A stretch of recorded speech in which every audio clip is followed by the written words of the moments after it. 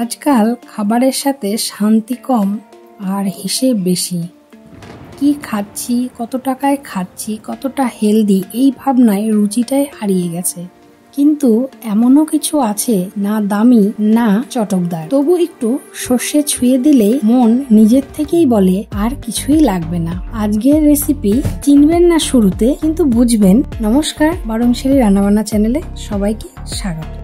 তাহলে এবার আমি বলেই দিই, এইটা হলো ঢেঁকির শাক। এখন বাজারে এই শাকটা কিন্তু বেশি দেখা যায়, আর এই সময়েই আমরা এই শাকটা একটু বেশি খেয়ে থাকি।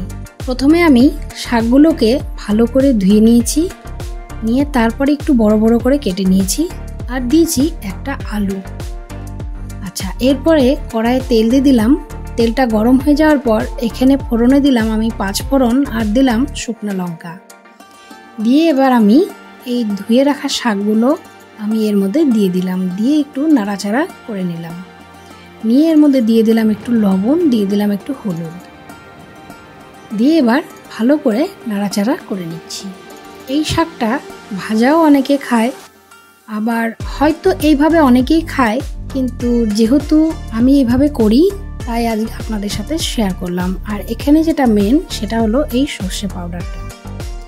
এইখানে আমি 1 চামচের মতো সর্ষে পাউডার নিয়েছি, আর দেখুন 2 চামচ জল দিয়েছি, দিয়ে ভালো করে নাড়াচাড়া করে নিচ্ছি। নিয়ে আমি কিছুক্ষণ এটা রেখে দেব।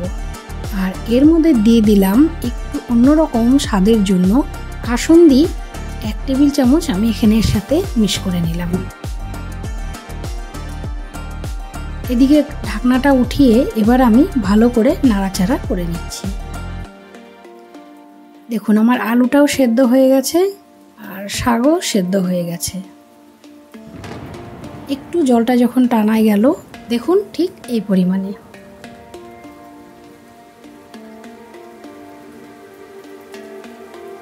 সমস্ত জলটা শুকিয়ে গেল, তারপর আমি এই সর্ষে আর কাসুন্দিটা যে করে রেখেছিলাম সেই পেস্ট এখানে দিয়ে দিলাম, দিয়ে একটু জল দিয়ে ভালো করে নাড়াচাড়া করে নিচ্ছি। একটু যখন ফুটে উঠবে, দেখুন ঠিক এইরকম ভাবে একটু যখন ফুটে উঠবে তখন আরেকটু এখানে আমি জল দিয়ে দিলাম, দিয়ে ভালো করে নাড়াচাড়া করে নিচ্ছি। ওইটা কি হলো, একটু ভাজা ভাজা হয়ে গেল, আর একেবারেই আমার রান্নাটাও রেডি হয়ে গেল। শুধু রান্না নয়, এই বাটিটা যেন একটা ছোট্ট শান্তির টুকরো। আপনার দিনটা যদি একটু ভালো লাগে এই রান্নাটা দেখে, তাহলে একটা লাইক করবেন। কাউকে মনে পড়েছে তাকে শেয়ার করে দেবেন।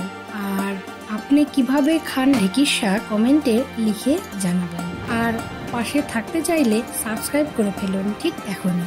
ভালো থাকবেন, আবার দেখা হবে নতুন মেজাজে।